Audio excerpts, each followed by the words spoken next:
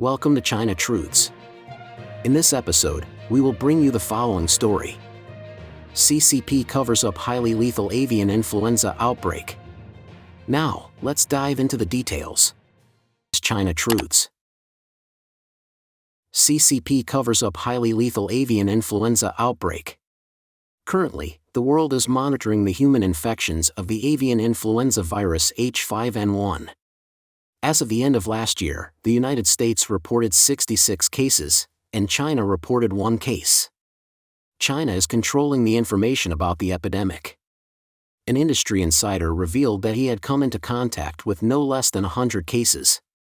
Recently, there have been reports of children in China dying from influenza virus-related encephalitis.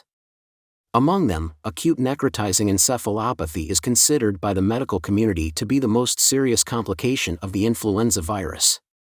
Virus experts believe that this phenomenon in China is relatively rare with influenza A, H1N1, and it is more likely that the highly lethal avian influenza infected humans and caused this situation.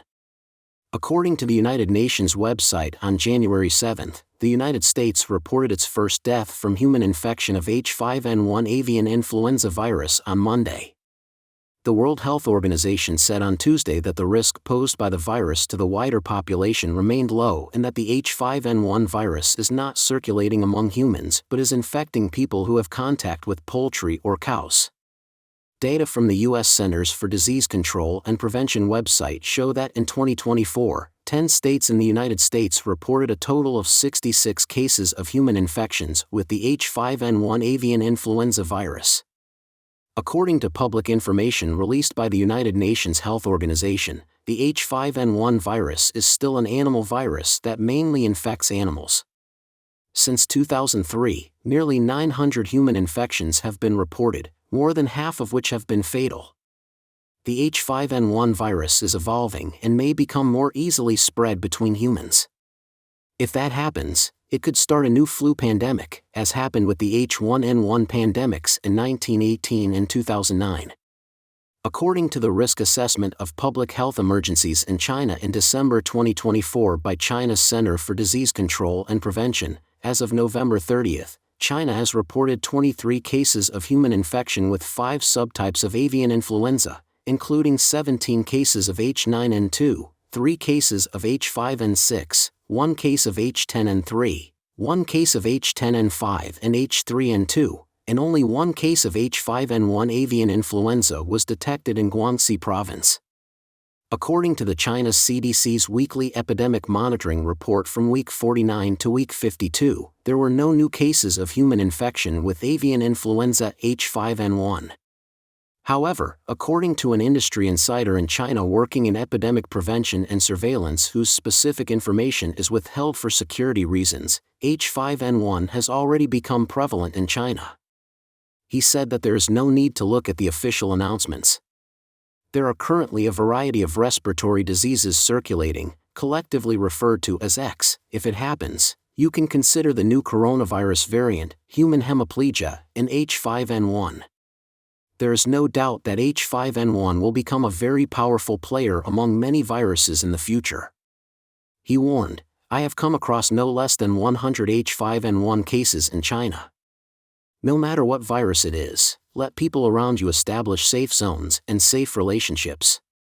H5N1 has spread widely and is basically out of control. It will be announced soon. The quarantine zone next to the highway has been built in a big way. He stressed, treat the symptoms, otherwise it will lead to severe illness and death. If an infection occurs and anything is wrong, take antiviral drugs immediately on the same day, no matter what strain it is, and then go to the doctor. Of course, you should take precautions when you go to the doctor. Doctors in China warn, there is only 1 day from onset of illness to death. Shuang Shili is a medical doctor and blogger from Guangdong. She holds a bachelor's degree in clinical medicine from Southern Medical University and a master's degree in neuroscience from Hokkaido University. On January 8, she wrote an article to warn that the most serious complication of influenza in children has appeared acute necrotizing encephalopathy. She said that she had recently seen some posts on Xiaohongshu about poor babies who succumbed to the flu. This is a rare but serious brain complication of influenza in children, with a median time of 1 day from the onset to death. She also said that there are 2 possible mechanisms for the onset of virus-related encephalitis, including IAE or influenza-associated encephalopathy. The first is that the virus directly attacks the brain, the second is the autoimmune response to viral infection causing encephalitis. If your child shows any of the following signs while infected with the flu, see a doctor as soon as possible: body temperature greater than 40 degrees Celsius or 104 degrees Fahrenheit, poor consciousness, persistent drowsiness, persistent headache, persistent vomiting, muscle twitching, convulsions, and unsteady gait. In less than 3 weeks, a social media outlet reported more than 10 deaths from encephalitis caused by influenza. According to the Influenza Monitoring Report released by China's Center for Disease Control and Prevention, most influenza viruses are influenza A, H1N1, but no specific information on severe illness and death was provided. In less than 3 weeks, according to incomplete statistics from mainland China's Xiahongshu, there were no less than 10 deaths from encephalitis caused by influenza disclosed by the public. Case 1. A mother named Iko Bapapai from Jiangsu province said on January 7 that her baby had just turned 1 year old when he suddenly developed a high fever, had repeated fevers, and then had a high fever convulsion. Influenza A caused severe pneumonia, acute necrotizing encephalopathy, multiple organ failures, and metabolic poisoning. The virus invaded the brain through the blood in less than half a day. Everything happened too fast. She also said that there were 2 other critically ill children in the ICU, one was 12 years old and the other was 4 or 5 years old. She posted this message just to hope that everyone would take this virus seriously. Case 2. A mother from Hainan province named My Little Sweet Dog posted on January 5 that her daughter Hanyu, who was 2 months away from turning 8, died on December 18, 2024. She had a high fever, convulsions, and fell into a coma at around 7 p.m. on December 15. Her pupils were dilated at 5 a.m. on the 16th. She suffered severe brain damage and passed away on the 18th. She said, "This is an immune storm caused by severe influenza A, and it was confirmed to be acute necrotizing encephalopathy." Cases 3 and 4. In the comments section of the Hainan Mother, a Beijing netizen named Meow Meow disclosed on January 11 that, recently, I have seen 2 cases of children who died of brain death due to influenza A. One was the child of a former colleague of mine, and the other was the child of my brother-in-law's colleague. So pitiful. Case 5. A mother from Jiangsu province, Big Shook and Little Beta published a morning article on January 2. H1N1 took away my dearest baby, which was viewed more than 2 million times overnight. Both of her twin sons were infected. In her article, she said, when the doctor issued the critical illness notice for Erbao, he said that it was highly suspected that he had acute necrotizing encephalopathy caused by complications of influenza, and the mortality rate was extremely high. Even if he survived, he may be disabled. Because the article received millions of views overnight, the mother said that it caused her trouble. She then hid all the blog posts about her child and posted an article to thank everyone and explain herself.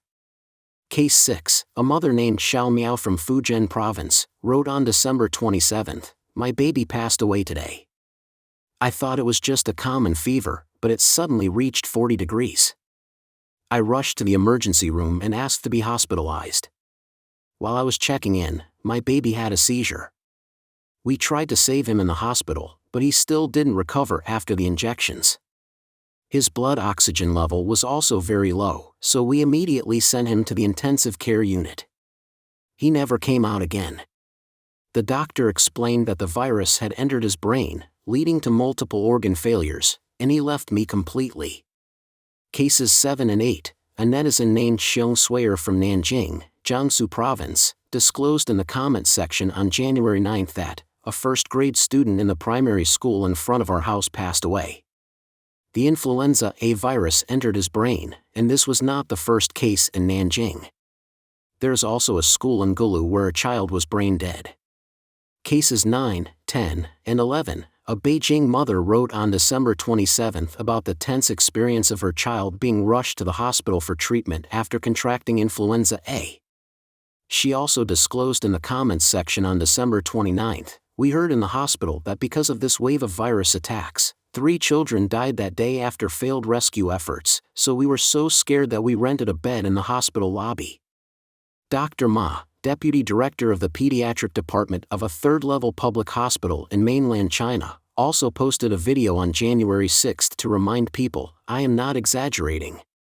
If a child with influenza has a fever and convulsions, we must be alert to a fatal disease, acute necrotizing encephalopathy. The mortality rate is as high as 30% to 75%, 20% of the survivors will also have serious sequelae, and less than 10% may be able to fully recover. It is understood that we have recently found several cases in Shenyang." Experts said, "We are worried that the CCP is hiding something about bird flu infecting humans."